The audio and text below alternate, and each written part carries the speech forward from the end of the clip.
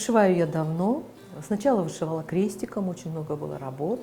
Потом я для себя решила, после посещения телеканала АТР, нашего крымско-татарского телеканала, на передаче «Саба-РТ», я была со своими картинами, и когда шла по коридору, поставила себе цель в обязательном порядке научиться нашей крымско-татарской вышивке и приобрести этот навык, разобраться в орнаментах.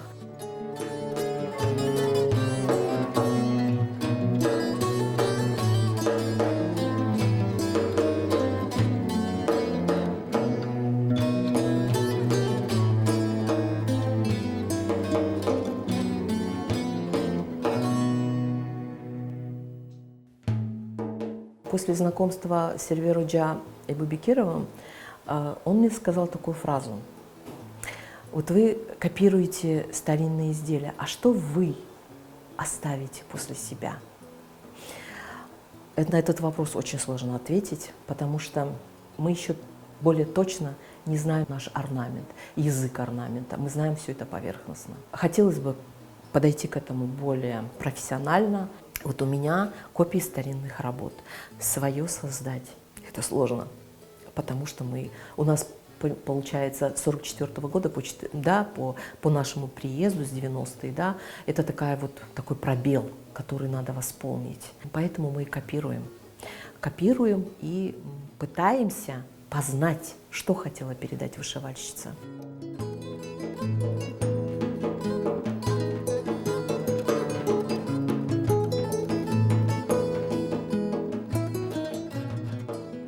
Это Куран моей бабушки, и я создала, просмотрев очень много, как их и не очень, конечно, много, но старинные Куран-каплар, и вот создала вот этот орнамент. Вот он мне как-то не то, что вот он мне дорог, он мне близок, дорог, потому что я в него вложила вот именно в эту семейную реликвию, вложила, наверное, вот все, чему я научилась. Он означает, самое первое, это о том, что здесь Куран, могущественный, да, это Куран.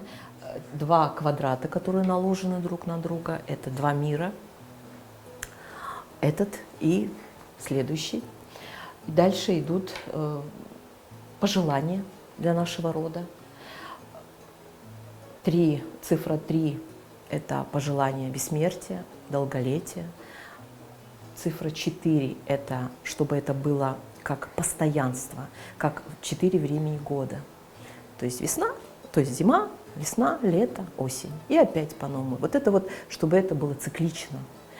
Вот. Сулюк – это здоровье, берекет. Рожки – это защита от сглаза. И цифра 8 – это чтобы к успеху все стремились, достигали чего-то в жизни, были цели, эти цели, естественно, да, к этим целям все шли. И как капля, это как капля возрождения. То есть тут...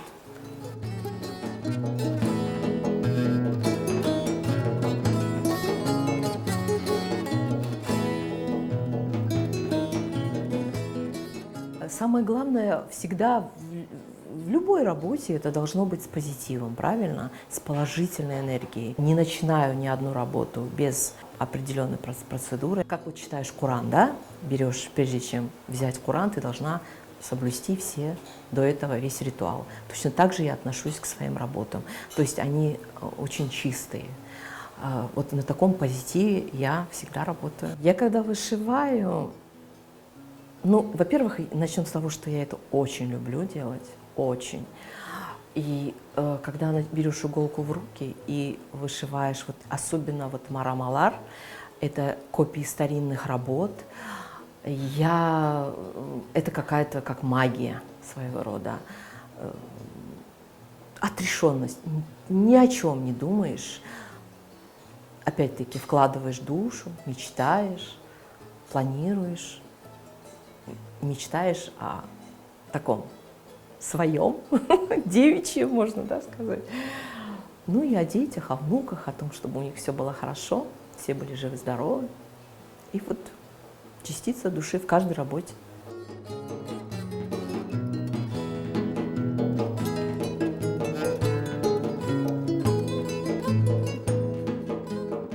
моя такая мечта, чтобы больше девочек пришли к этому, а ведь они, узнав о нашем орнаменте, потому что это своего рода волшебство, особенный такой момент, когда девочка вот, ну, приобретая на свадьбу Куран-кап, они не знают, что там вышито, какой посыл, какая энергетика, какая программа.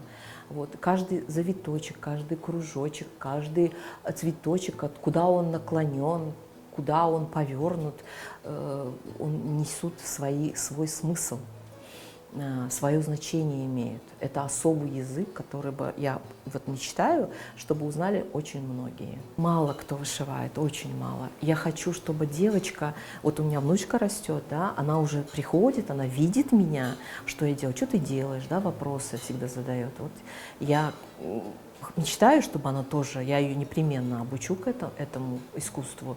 Хочу, чтобы много было желающих, чтобы они были в наших рядах.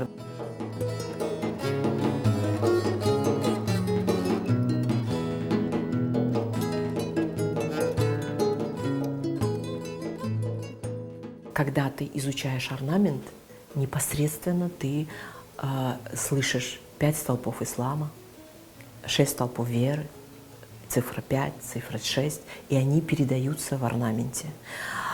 И я действительно приоткрыла эту дверь, я очень много стала читать, смотреть роликов, литературу подняла, обратилась к верующим людям, начала делать намаз, читать Коран в том году, изучила, потому что это тоже очень важно.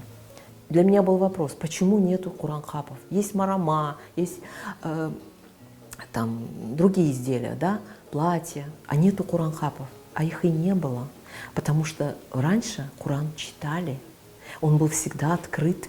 Каждый день нужно прочитать одну страницу хотя бы. Только путники, которые ездили в хадж, они брали с собой сумочку для Корана. А сейчас это как реликвия. Ну да, как поставили, и Коран лежит в этом Куран-капе. А ведь закрытый Коран — это как могила. Он всегда должен открываться.